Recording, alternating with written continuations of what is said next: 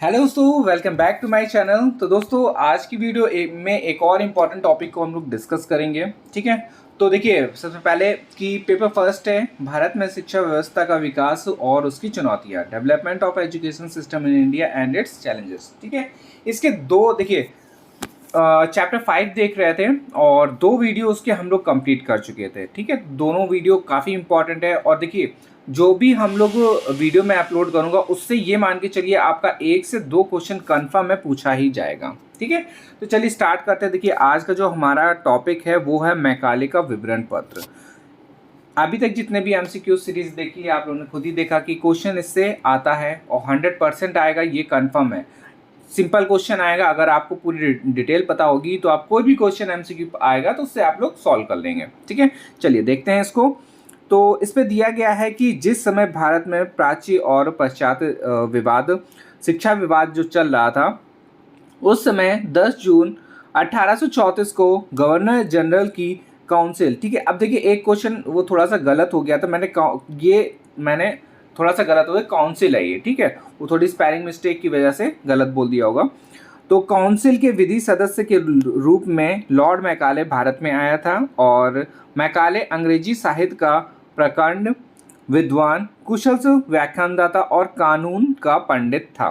ठीक है, फिर प्राच्य और पश्चात्य शिक्षा विवाद को हल करने के लिए तत्कालीन governor general Lord William Bentinck ने मैकाले को लोक शिक्षा समिति का अध्यक्ष नियुक्त किया। ठीक है, अब देखिए यहीं से एक क्वेश्चन बनता है कि लोक शिक्षा समिति का अध्यक्ष नियुक्त किसने किया था, किसको? मैकाले को। तो आंसर इसका क्या हो जाएगा? Lord William Bentinck. ठीक है, फिर इसके बाद है और विधि सदस्य होने के नाते उसने सन 1813 के आज्ञा पत्र की शिक्षा तथा साहित्य प्रसार संबंधी 43 विवि की धारा व्याख्या करने को कहा और यह भी पूछा कि क्या इस धारा के अनुसार शिक्षा के निर्देश 1 लाख रुपए की धनराशि प्राच्य शिक्षा के अतिरिक्त अन्य किसी प्रकार की शिक्षा पर व्यय की जा सकती है, या फिर गवर्नर जनरल की काउंसिल के समक्ष मैकाले ने 2 फरवरी 1835 को अपना प्रसिद्ध ऐतिहासिक पत्र प्रस्तुत किया। ठीक है, तो ये देखिए एक तो सबसे पहले तो आप लोग ये देख लीजिए कौन सा आज्ञा पत्र था,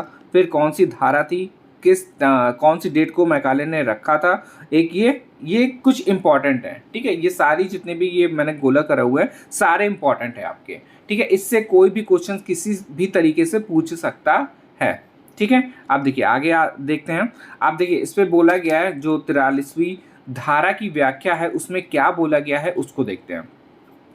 सन 1813 के आज्ञा पत्र की 43 धारा की व्याख्या करते हुए मैकाले ने कहा कि आज्ञा पत्र में आए साहित्य शब्द का तात्पर्य संस्कृत और अरबी साहित्य से ना होकर अंग्रेजी साहित्य से है। ठीक है, एक क्वेश्चन इससे भी बन सकता है कि मैकाले ने जो ये आज्ञा पत्र दिया है 1813 में, तो वो साहित्य शब्द जो उसमें आया है किस भाषा के लिए बोला गया है। ठीक है, तो इसका आंसर क्या हो जाएगा? अंग्रेजी साहित्य से के लिए बोला गया है। ठीक है, इसी प्रकार आज्ञा पत्र में आए भारतीय विद्वान शब्द का तात्पर्य प्राच्य भाषा और साहित्य के विद्वानों से ना होकर उन विद्वानों से है जो अंग्रेजी साहित्य के ज्ञाता हैं। ठीक है, अब दूसरा देखिए, एक तो हमारा साहित्य शब्द हो गया, दूसरा हमारा क्या है? भारतीय विद्वान। ठीक है, तो इसके लिए भी क्या आ गया कि जो अंग्रेजी साहित्य के ज्ञाता हैं उनके लिए बोला गया है। ठीक है, दूसरा पॉइंट हमारा हो गया। फिर इसके बाद बोला गया है कि जो लॉक के दर्शन और मिल्टन के काव्य से भली भांति परिचित है, 1 लाख रुपए की धनराशि को व्यय करने के संबंध में मैकाले ने कहा है कि इस धनराशि के व्यय के विषय में सरकार पर कोई प्रतिबंध नहीं है, अपनी इच्छा अनुसार से व्यय करने के लिए पूरी तरह स्वतंत्र हैं। ठीक है, अब देखिए जो 43 की धारा है उसमें आप लोगों ने समझ लिया कि क्या क्या इंपॉर्टेंट है। सबसे पहले आप साहित्य को देखें। ठीक है, साहित्य के बारे में बताया गया, फिर भारतीय विद्वान के बारे में बताया गया, फिर इसके बाद ये बताया गया कि जो व्यय करना है 1 लाख रुपए उसको खर्च करने हैं, वो कैसे खर्च करने हैं इसके बारे में पूरा डिटेल इस पे दे दी गई है। ठीक है, कि अपने मन मर्जी कर सकते हैं, सरकार पर कोई प्रतिबंध नहीं है। ठीक है, ये मेरे ख्याल से आप लोगों को समझ में आ गया होगा, एक मोटा मोटा आप लोग समझ गए हैं कि क्या क्या इंपॉर्टेंट है इस वाला सिर्फ इस पैराग्राफ से। ठीक है, चलिए आगे देखते हैं। फिर इसके बाद दिया गया सेकंड में, इस पे दिया गया प्राच्य शिक्षा संस्थाओं का विरोध। इसमें है कि, एक सेकंड बड़ा कर दो थोड़ा सा, हाँ, इसमें बोला गया कि मैकाले संस्कृत और अरबी फारसी की शिक्षा संस्थाओं पर होने वाले व्यय को निरर्थक मानता था। उसका मत था कि हानिप्रद शिक्षा संस्थाओं को तोड़ने का सरकार को पूरा अधिकार है। उसने कहा कि संस्कृत और अरबी फारसी की इन शिक्षा संस्थाओं में पढ़ने वाले विद्यार्थी बिना आर्थिक सहायता प्राप्त किए नहीं पढ़ सकते, जबकि अंग्रेजी शिक्षा संस्थानों में विद्यार्थी फीस देने को तत्पर रहते हैं। ऐसी स्थिति में संस्कृत और अरबी फारसी की संस्थाओं को बंद कर देना चाहिए।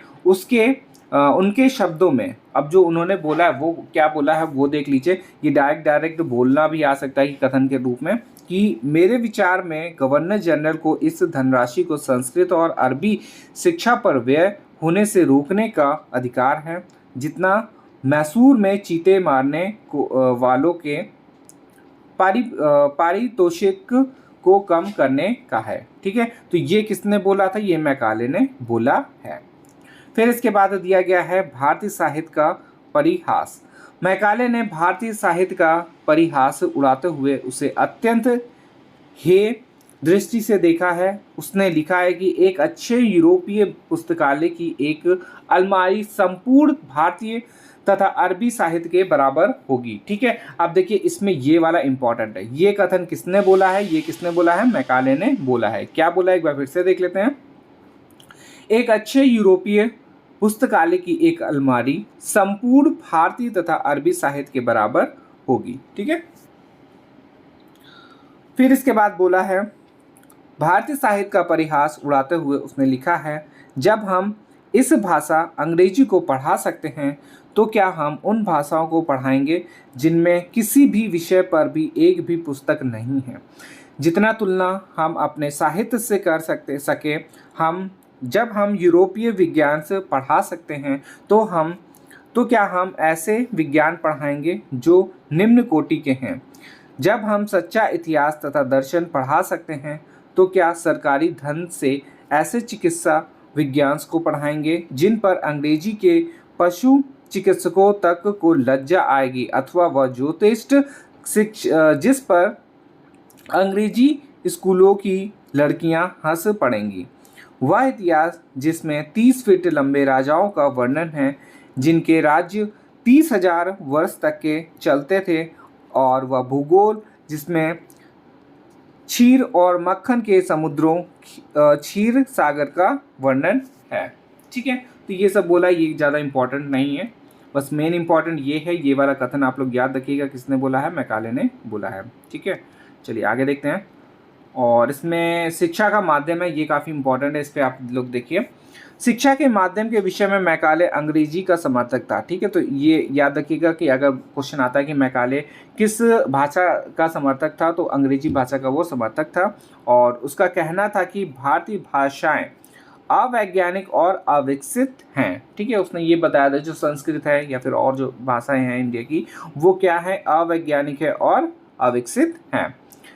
उसके द्वारा विज्ञान का प्रचार असंभव है। प्राचीन भाषाओं को गंवारू बताते हुए लिखता है, भारतवासियों की प्रचलित भाषाओं में साहित्य और वैज्ञानिक ज्ञान कोश का अभाव है। वे इतनी विकसित और गंवारू हैं कि जब तक उन्हें किसी विदेशी भाषा से संबद्ध नहीं किया जाएगा तब तक उनमें से किसी भी महत्वपूर्ण ग्रंथ का सरलता से अनुवाद नहीं किया जा सकता। हमें ऐसे व्यक्तियों को शिक्षित करना है जो किसी भी प्रकार वर्तमान समय में मातृभाषा द्वारा शिक्षित नहीं किए जा सकते। ठीक है, ये जितना भी बोला ये सारा किसने बोला है? मैकाले ने बोला है। फिर इसके बाद एक और बोला है, क्या कहा है उन्होंने कि अंग्रेजी भाषा को गुणगान करते हुए मैकाले ने कहा है कि अंग्रेजी भाषा पाश्चात्य भाषाओं में भी सर्वोपरि है। जो भी इस भाषा को जानता है उसकी पहुंच ज्ञान के उस विशाल भंडार तक हो जाती है जिसका निर्माण संसार के सबसे अधिक बुद्धिमान राष्ट्रों ने किया है। ठीक है, तो ये कुछ कथन है या फिर जो मैकाले ने बोले हैं उनके शब्द हैं ये। तो ये भी आप लोग याद रखें, ये डायरेक्ट क्वेश्चन इससे भी पूछा जा सकता है, ठीक है। तो आपके को काफ़ी सारे क्वेश्चन कवर हो गए होंगे इस वीडियो से। अब देखिए एक और लास्ट हमारे पॉइंट्स है, उनको भी देख लेते हैं कि अंग्रेजी भाषा को शिक्षा का माध्यम बनाने के लिए मैकाले ने निम्नलिखित तर्क प्रस्तुत किए। कौन कौन से वो तत्व थे जिनको मैकाले ने प्रस्तुत करे हैं कि अंग्रेजी भाषा को मतलब कि बड़ी है या फिर अच्छी है या फिर उसको ऊपर उठाया है। इससे बोला गया अंग्रेजी आधुनिक ज्ञान की कुंजी है, इसलिए यह संस्कृत, अरबी तथा फारसी आदि प्राचीन भाषाओं से अधिक उपयोगी है, ठीक है। क्या बोला है? ज्ञान की कुंजी। डायरेक्ट इससे भी बोला जा सकता है कि अंग्रेजी आधुनिक ज्ञान की कुंजी है, या किसने बोला है? तो मैकाले ने बोला है। फिर अंग्रेजी भाषा के प्रति भारतवासियों को गहरी रुचि है, वे अंग्रेजी भाषा, साहित्य, विज्ञान की शिक्षा प्राप्त करना चाहते हैं, जैसा कि राजा राम मोहन के विचारों से पता चलता है। फिर इसके बाद है, जिस प्रकार इंग्लैंड में ग्रीक तथा लैटिन भाषाओं ने और रूस में पश्चिमी यूरोपीय भाषाओं ने नवीन संस्कृतियों को जन्म दिया था, उसी प्रकार अंग्रेजी से भारत में एक नवीन जागृति होगी, ठीक है। फिर इसके बाद पॉइंट 4 दिया गया है, इसमें दिया गया अंग्रेजी भारत के शासक वर्ग की भाषा है और उच्च वर्ग के भारतीय भी इस भाषा को बोलते हैं। नेक्स्ट है, अंग्रेजी संसार के बहुत से देशों में बोली जाती है, उन सभी देशों से संपर्क बनाए रखने के लिए अंग्रेजी उपयोगी है।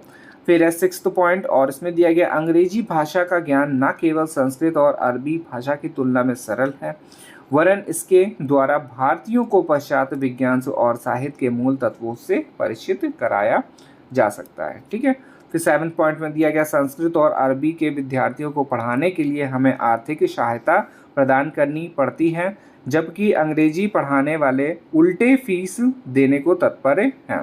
फिर लास्ट पॉइंट इस पर दिया गया अंग्रेजी शिक्षा के द्वारा इस देश में एक ऐसा वर्ग का निर्माण किया जा सकता है जो रक्त और रंग में भले ही भारतीय हों, परंतु रुचियों, विचारों, नैतिकता और विद्वानों में अंग्रेजी होगा।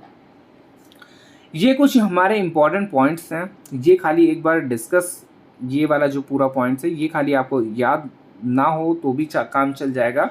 बस एक आपको ये पता चल गया कि अंग्रेजी भाषा को शिक्षा का माध्यम बनाने के लिए मैकाले ने क्या क्या बोला था, ठीक है। बाकी जो इम्पोर्टेंट है वो आपके ऊपर वाले हैं, और इससे कंफर्म है कि आपका क्वेश्चन फंसेगा ही फंसेगा, ठीक है। तो एक बार पूरा आप लोग देख लीजिए, जो मैंने बताया है कि इम्पॉर्टेंट है वो इम्पॉर्टेंट ही हैं। काफ़ी क्वेश्चंस आपके इस वीडियो के माध्यम से क्वेश्चंस आएंगे एग्ज़ाम में, ठीक है, क्योंकि मैकाले का पत्र बहुत ही इम्पॉर्टेंट है।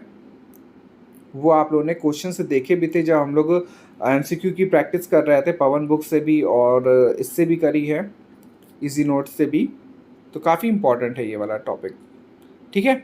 चले इस वीडियो को हम लोग यहीं पे एंड करते हैं, और जो भी नए हो चैनल को प्लीज़ सब्सक्राइब जरूर कर लीजिएगा, ऐसी ही वीडियो आप लोग के लिए आती रहेगी, ठीक है। चले मिलते हैं नेक्स्ट वीडियो में, धन्यवाद।